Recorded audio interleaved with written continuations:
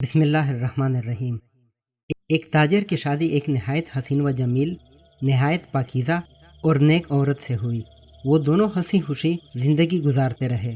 اس عورت کا شوہر کام کے لیے کسی دوسرے شہر جاتا تھا۔ وہ کچھ دن اپنی بیوی کے ساتھ گزار کر پھر دوسرے شہر جاتا تھا اور کئی دن وہیں رہتا تھا۔ کچھ دنوں سے اس کی بیوی نے یہ محسوس کیا کہ اس کے شوہر کا قیام وہاں زیادہ ہونے لگا، لہٰذا اسے احساس ہوا کہ کہیں اس نے وہاں دوسرا گھر تو نہیں بنا لیا۔ اس نے اپنی اعتماد والی ایک خادمہ سے کہا کہ تم میرے شوہر کے پیچھے جاؤ اور دوسرے شہر میں جہاں میرا شوہر رہتا ہے وہاں ہمسایوں سے جا کر معلومات حاصل کرو۔ جب اس نے وہاں سے معلومات لیں تو پتہ چلا کہ چونکہ اسے وہاں 10-15 دن رہنا ہوتا تھا، اس لیے اس نے وہیں کسی عورت سے نکاح کر لیا تھا اور اسے ایک گھر بھی لے کر دیا تھا۔ جب اس عورت نے اس بات کی مکمل تصدیق کر لی تو اس نے سوچا کہ میرے شوہر نے نکاح تو کر لیا ہے، اگر جھگڑا کروں گی تو شوہر کو خواہ مخواہ میرے سامنے شرمندگی ہوگی، یا یہ بھی ہو سکتا ہے کہ میرا شوہر کلم کلا کہہ دے کہ میں ادھر بھی وقت دوں گا اور ادھر بھی دوں گا۔ تو مجھے ایسا کرنے کی کیا ضرورت ہے؟ جو محبت کی مساوات میرے اور میرے شوہر کے درمیان ہے، کیوں نہ میں اسی کو برقرار رکھوں؟ یہ سوچ کر اس نے پردہ رکھنے کا ارادہ کر لیا۔ چنانچہ وہ اپنے شوہر کے ساتھ اسی طرح محبت سے رہنے لگی۔ اللہ کی شان کہ کچھ مہینوں کے بعد خاوند کی وفات ہو گئی۔ جب خاوند کی وفات ہوئی تو اس کا جتنا سرمایہ تھا وہ سارے کا سارا پہلی بیوی کے پاس تھا۔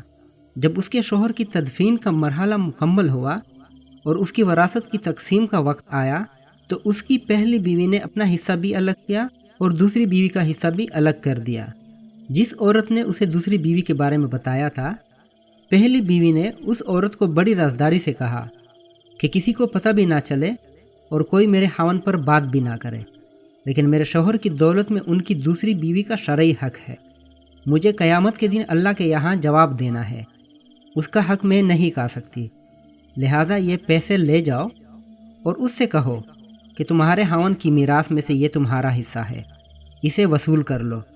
وہ عورت رقم لے کر خاتون کے پاس گئی اور ان سے مل کر ان کو بتایا کہ تمہارے خاوند وفات ہو گئے ہیں اور ان کی پہلی بیوی نے تمہارے شوہر کی وراثت میں سے تمہارا حصہ نکالا ہے، کیونکہ تم بھی اس کی بیوی ہو۔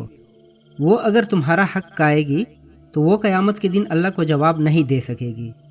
لوگوں کو تو اس بات کا نہیں پتہ، مگر اللہ کو تو پتہ ہے، لہذا تم اپنا حصہ وصول کر لو۔